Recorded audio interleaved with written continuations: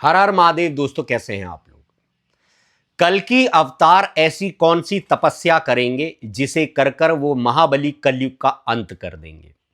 क्या कल की अवतार किसी हिमालय की कंदराओं में बैठकर तपस्या कर रहे हैं?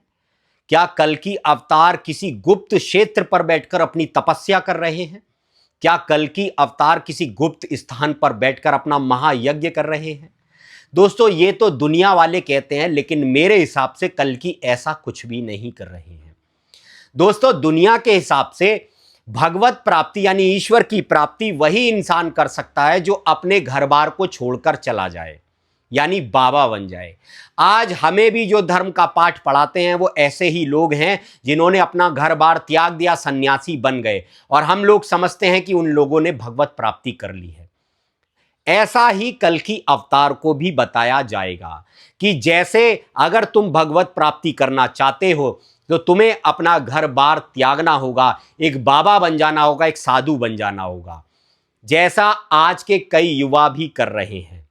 आप देखिए आज किन्हीं बाबाओं के पास जवान जवान युवा अपने घर वालों को छोड़कर, माता पिता को छोड़कर और सन्यास ले रहे हैं, क्योंकि उन्हें बताया जा रहा है कि तुम्हें अगर भगवत प्राप्ति करनी है तो भगवान की शरण में पूर्णता हो जाना होगा। ऐसे ही कल की अवतार को भी बताया जाएगा। लेकिन कल की अवतार ये समझते होंगे कि कलयुग में सब जगह छल ही छल है, मुझे दिशा दिखाना हर किसी के बस की बात नहीं है। तो कल की अवतार अपने विवेक से और अपने महापुरुषों की वाणी से पता लगाएंगे कि उन्हें करना क्या है, क्योंकि वो कलयुग के जाल को समझ चुके होंगे। तो कल की अवतार अपने महापुरुषों की वाणियों से पता लगाएंगे कि आखिर मुझे चलना क्यों है, चलना कैसे है, क्योंकि हमारे जितने भी महापुरुषों की वाणियां हैं ये किसी इंसान के लिए नहीं बनी है मेरे दोस्तों, क्योंकि इंसान तो इन पर चलते ही नहीं है। असल में ये सारी वाणियां कल की अवतार के लिए बनी हैं कि जब कल की अवतार एक मानव रूप में जन्म लेकर आएगा तो वो सब बातों से अनभिज्ञ होगा, अबोध होगा। वो इन धर्म शास्त्रों को पढ़ पढ़कर अपना रास्ता बनाएगा। तो जैसा कि सब कल की अवतार के दिमाग में ये बात डालेंगे कि अगर तुम्हें ईश्वर की प्राप्ति करनी है, भगवत प्राप्ति करनी है, तो तुम्हें घर बार छोड़ना होगा। लेकिन कल की अवतार का विवेक उन्हें समझाएगा, उन्हें कबीर के दोहे पर लेकर जाएगा, जहां पर कबीर कहते हैं, प्रेम भाव एक चाहिए, भेष अनेक धराए, और चाहे वन में बास करे, चाहे घर को जाए। यानी कह रहे हैं कि केवल ईश्वर को पाने के लिए आपके अंदर एक प्रेम होना चाहिए। अगर आपके अंदर प्रेम नहीं है तो चाहे आप वन में जाकर तपस्या कर रहे हैं तब भी आपको ईश्वर नहीं मिलेगा, और आपके अंदर अगर प्रेम है तो आप घर में रहकर सांसारिक जीवन जीते हुए अपने घर के कर्मों को निभाते हुए भी ईश्वर की प्राप्ति कर सकते हैं। तब कल की अवतार को समझ में आ जाएगा, क्योंकि उनकी बुद्धि भी यही कह रही होगी कि मैं अपने माता पिता, अपने भाई बहन, अपने बीवी बच्चों को छोड़कर कैसे भगवान की प्राप्ति कर सकता हूं, मैं अपने इन सारे धर्मों से भागकर कैसे ईश्वर की प्राप्ति कर सकता हूं। तो कल की अवतार अपने घर में बैठकर अपनी तपस्या करेंगे। अब इनकी तपस्या किस प्रकार की होगी दोस्तों, वो मैं आपको बताता हूं। दोस्तों आज बोला जाता है कि एक बाबा बनना सबसे ज्यादा कठिन है, एक साधु बनना सबसे ज्यादा कठिन है। और आज हम भारतवर्ष वालों का और दुनिया का नेतृत्व भी ऐसे ही लोग कर रहे हैं जो साधु बन गए हैं, वैराग्य जिन्होंने ले लिया है, जो घर बार छोड़कर चले गए हैं, ऐसे ही लोग हमारा नेतृत्व कर रहे हैं। लेकिन भाई एक बाबा बनना लोगों ने ऐसा बना दिया है कि बाबा बनना सबसे ज्यादा कठिन है। टाइम पर तुम्हें भोजन नहीं मिलेगा, भिक्षा मांगनी पड़ेगी, सब कुछ मानना पड़ेगा। लेकिन कल्कि को समझ में आ जाएगा कि बाबा बनना इतना कठिन नहीं है। एक घर में रहते हुए अपने परिवार के सारे पालन पोषण करते हुए धैर्य के साथ जीवन जीना, इससे जीवन कठिन कोई भी नहीं है। हमारे जितने भी महापुरुष आए उन्होंने ग्रस्त जीवन ही जिया है। एक घर में रहते हुए अपने परिवार का पालन पोषण करना ये सबसे ज्यादा कठिन है। और जबकि आप धर्म पर चल रहे हो, अगर आप धर्म पर चल रहे हैं, आज छोटे से छोटा भी जो धर्म पर इंसान चलता है उसके सामने 10 चुनौतियां डाली जाती हैं। कलयुग उनको इतना परेशान करता है कि धर्म से जीने वालों को सुखी से जीवन भी नहीं जिया जाता। ये बात हमारे ग्रंथों में भी लिखी है। रामचंद्र कह गए सिया से, ऐसा कलयुग आएगा हंस चुगेगा दाना और कौआ मोती खाएगा। रामचंद्र ये बात पहले ही लिख गए हैं कि जो धर्म पर चलेगा उसको प्रताड़ित किया जाएगा और जो अधर्म करेगा उसको और बढ़ावा दिया जाएगा। तो ऐसे ही धर्म पर चलने वाले की तो वैसे ही चुनौती भरी जिंदगी होती है, और धर्म पर चलने के बाद एक परिवार में अपने सारे धर्मों को निभाना, इससे बड़ी चुनौती और कोई भी नहीं है। बाबा बनना इतनी कोई बड़ी चुनौती नहीं है। अब इसको मैं एक एग्जाम्पल से समझाता हूं। अर्जुन जब युद्ध कर रहा था दोस्तों, तो उसके सामने सबसे बड़ी चुनौती क्या थी? अर्जुन के सामने सबसे बड़ी चुनौती ये नहीं थी। अर्जुन ने तो कह दिया था कि मुझे राजपाट चाहिए ही नहीं, मैं भिक्षा मांगकर अपना जीवन व्यतीत कर लूंगा, घर घर जाकर भिक्षा मांग लूंगा और ऐसे अपना जीवन व्यतीत कर लूंगा। यानी अर्जुन ने आसान रास्ता चुनने की कोशिश करी थी कि मैं बाबा बनकर अपना जीवन गुजार दूंगा। लेकिन उसके सामने सबसे बड़ी चुनौती क्या थी? धर्म युद्ध को करना, राजपाट को भोगना और अपने सामने अपने रिश्तेदारों को मरते देखना। ऐसे ही आज जो भी लोग पारिवारिक जीवन जी रहे हैं, बाबाओं से बढ़ के चुनौती इन सब के सामने है। आज मुझे बताइए ऐसा कौन सा बाबा है जो लग्जरी गाड़ियों में नहीं घूमता? अगर कोई बाबा की तबीयत खराब हो जाती है, वो कोई अनशन करता है, तो उसके लिए इतनी आलीशान वैन आ जाती है, तरह तरह की सुविधाएं इन बाबाओं के पास हैं, तरह तरह की चीजें उपभोग इनके पास हैं। लेकिन आज सबसे ज्यादा परेशान कौन है? एक ग्रस्त जीवन जीने वाला आदमी। तो ऐसे ही कल्कि अवतार अपने घर में रहते हुए अपने सारे धर्मों को निभाएगा। वो माता का फर्ज भी निभाएगा, वो पिता का फर्ज भी निभाएगा, वो अपने माँ बापों की सेवा भी करेगा, वो अपने बच्चों को भी पालेगा, अपने भाई बहन की भी सहायता करेगा। ऐसा होगा कल्कि अवतार, और इन सब की सहायता करते हुए वो बाहर के लोगों की भी जितनी सहायता हो सकेगी वो जरूर करेगा। असली कल्कि अवतार की तपस्या ये होगी। वो कोई वन में जानने वाली तपस्या या बाबा बनने वाली तपस्या नहीं होगी मेरे भाइयों। सबसे बड़ी कल्कि अवतार की तपस्या यही होगी। और आज जो इंसान धर्म पर चल रहा है उसके साथ इतनी चुनौतियां हैं, उसको इतना परेशान करा जा रहा है, एक एक पाई पाई के लिए उसको मोहताज किया जा रहा है। और जो धर्म पर चल रहा है उसके साथ जब इतनी चुनौतियां हैं, तो वो कल्कि अवतार जो पग पग पर धर्म करता है उसके साथ कितनी चुनौतियां होंगी, आप ये खुद सोच लीजिए।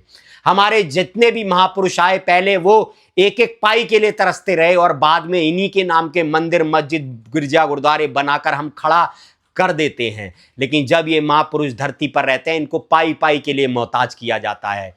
कबीर साहब के साथ भी कितनी चुनौतियां चली। तब कबीर मांगते थे कि साईं इतना दीजिए जामे कुटुंब समाए, मैं भी भूखा ना रहूं कोई साधु भूखा ना जाए। क्या कह रहे हैं? साईं इतना दीजिए जामे कुटुंब समाए। यानी कबीर का कुटुंब इतना बड़ा था कि उन्हें उन सब की जिम्मेदारी निभानी थी। ऐसे ही कल्कि का कुटुंब भी इतना बड़ा होगा कि उन्हें सबकी जिम्मेदारी निभानी है, और वो ईश्वर से इतना ही मांगे कि हे ईश्वर, मुझे इतना जरूर देना कि मेरे ऊपर कोई लालछन ना लगा सके। आज एक पारिवारिक जीवन जीते हुए कल्कि का जीवन इतना संघर्षपूर्ण होगा कि आप सोच भी नहीं सकते। व्यवसाय करेंगे तो उस व्यवसाय को कलयुग डुबा देगा, कोई नौकरी करेंगे तो उस नौकरी को कलयुग छीन लेगा। ये सारी चीजें कल्कि अवतार के साथ चलेंगी। और कल्कि के मन में भी भय होगा, कल्कि के मन में भी चिंता आएगी। जो लोग ये कहते हैं कि कल्कि अवतार को कैसा भय, कल्कि अवतार को कैसी चिंता, वो सब महामूर्ख हैं। जब भगवान मानव रूप में आते हैं तो जो एक मानव के साथ होता है वो सब भगवान के साथ भी होता है। अगर ऐसा नहीं था तब जब रावण सीता माता को ले गया था, तो आप कुछ खुद कहीं पूछिए अपने मन से कि राम जी क्यों पेड़ों से पूछ रहे हैं रो रो कर, हे बता दो पेड़ मेरी सीता कहाँ गई? क्यों पक्षियों से पूछ रहे हैं, हे बता दो पक्षियों कि मेरी सीता कहाँ गई? क्योंकि वो एक मानव रूप में आए थे।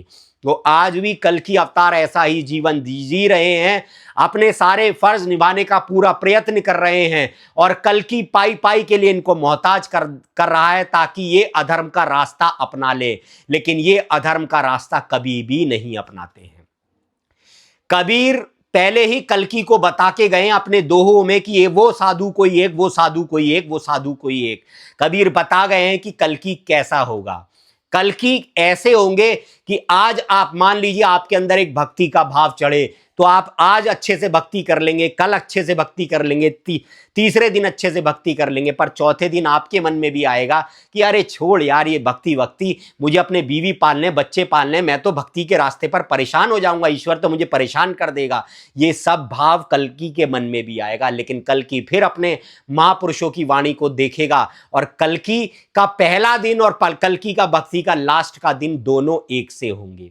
कल्कि अवतार का भक्ति का रंग जो होगा वो ऐसा होगा, मन के बहुतक रंग हैं, छिन छिन बदले सोए, और एक रंग में जो रहे ऐसा कल्कि कोय। हमारा मन बात बात पर बदल जाता है, आज हम भक्ति कर रहे हैं, कल हम निराश हो जाते हैं, लेकिन एक रंग में जो रहे ऐसा बिरला कोय, ऐसा कल्कि कोय।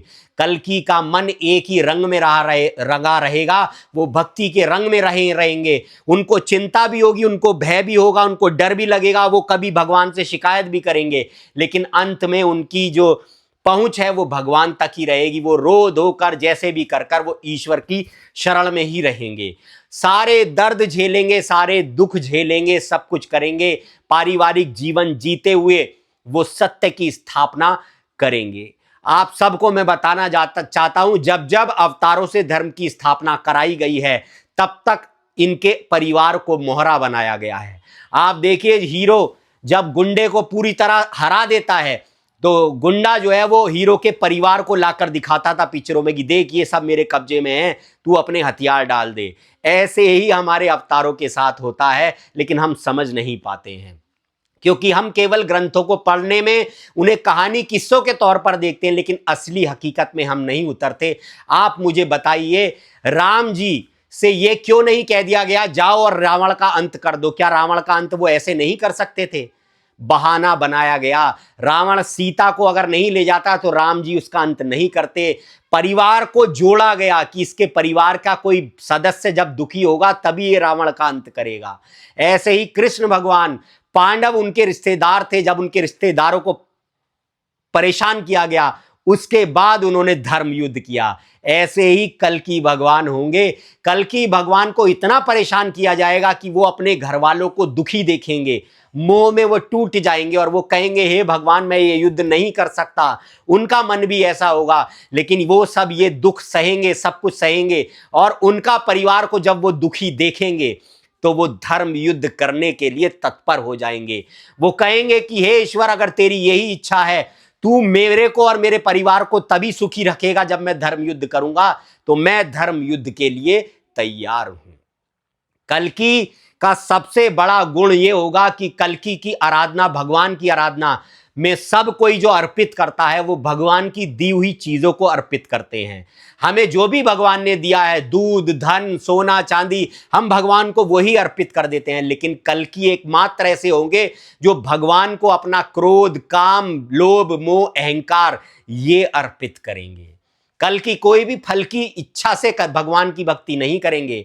फल कारण सेवा करे, करे ना मन से काम, और कहा कबीर सेवक नहीं जो चाहे दो गुना दाम। जो भगवान से दाम की इच्छा रखता है वो सेवक नहीं है। कल्कि निस्वार्थ भक्ति करेंगे। जैसे कबीरा सीप समुद्र की, खारा जल नहीं ले और पानी पीवे स्वाद का, शोभा सागर दे। आप सागर के अंदर जो सीप होती है जिसके अंदर मोती होते हैं, वो कभी भी सागर का जल एक बूंद भी नहीं लेती है। वो स्वाति नक्षत्र में एक बूंद गिरती है उसका जल पीती है, लेकिन शोभा किसकी बढ़ा रही है? सागर की। तो ऐसे ही कल्कि होंगे। कल्कि अपने घर पे बैठकर अपने धर्मों से विमुख ना हो, वो कल्कि है। जो अपने माता का धर्म निभाए, पिता का धर्म निभाए, अपने बीवी बच्चों का धर्म निभाए, अपने भाई बहन की सहायता करे, अपनी कुटुंब की सहायता करे, वो कल्कि अवतार होगा। जिसके पास खुद धन का एक कतरा भी नहीं होगा, लेकिन तब भी वो सबकी मदद करेगा, ऐसा होगा कल्कि अवतार। हालांकि धन तो सारा कल्कि का ही है, लेकिन पहले धन को, लक्ष्मी को असुर ले जाते हैं। जैसे सीता माता को रावण ले गया, असुर ले गया। सीता कौन थी? लक्ष्मी थी, असुर ले गया। ऐसे ही द्रौपदी का अपमान हुआ। द्रौपदी कौन थी? देवी थी, असुर ले गया। ऐसे ही आज वैष्णवी कह लीजिए या पद्मा कह लीजिए, रमा धन रूपी देवी, राक्षसों के पास है। आप देखिए जितने भी सुपर पावर कंट्री हैं उन सबके पास सबसे ज्यादा धन है। और किन के पास है? जिन्हें जो जानवरों को गाजर मूली समझते हैं, जहां जीव हत्या एक सब्जी मानी जाती है, उन लोगों के पास सबसे ज्यादा धन है। क्यों? क्योंकि शक्ति जो है वो राक्षसों के पास है। लेकिन कल्कि बहुत जल्द इस कली रूपी राक्षस का अंत कर शक्ति को वापस ले लेंगे और सारा धन संपन्न वो ही होंगे और अपने भक्तों को वो धन संपन्न कर देंगे। लेकिन जब तक कलयुग का अंत नहीं होता है, पाई पाई के लिए कल्कि भक्त और कल्कि मोहताज रहेंगे, लेकिन ये युद्ध को जरूर जीतेंगे, ये अपनी गारंटी है। वीडियो अच्छा लगा हो तो चैनल को सब्सक्राइब करें, वीडियो को लाइक करें, शेयर करें, हो सके हमारे चैनल को सपोर्ट करें फाइनेंशियली, क्योंकि बहुत मेहनत लगती है सत्य को आगे तक ले जाने में। दुनिया हमारा विरोध करती है मेरे दोस्त, लेकिन आप हमारा साथ दें। हर हर महादेव।